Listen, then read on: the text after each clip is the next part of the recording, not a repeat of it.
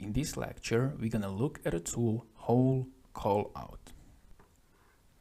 As you see, we have a part here with a hole. This hole is not created using Extruded Cut. This hole is created using Hole Wizard tool. If we want to put dimensions of this hole and this part, we can go to annotations and we can use smart dimension.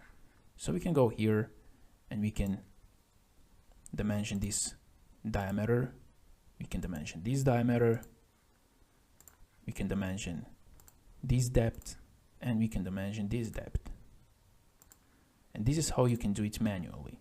But we have one tool that calls Hole Callout, and using this tool we can save some time. So let's go back. So let's go to annotation and let's go to Hole Callout. And let's click on this circle. And now we got radius and depth of this hole.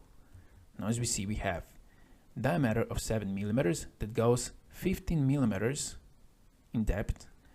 And then we have contour bore diameter 14.55 that goes 4.15 in depth. This is one way how you can use it. Let's delete this. As well, we can use model items. Let's go to annotation, model items. Here, let's choose entire model. And now if we leave everything as it is and click OK, dimensions of this hole don't appear. Let's go to model items again. And here under dimensions, we have one icon, Hole Callout. Let's check this on. Let's click OK. And now we got the same result as before using this Hole Callout.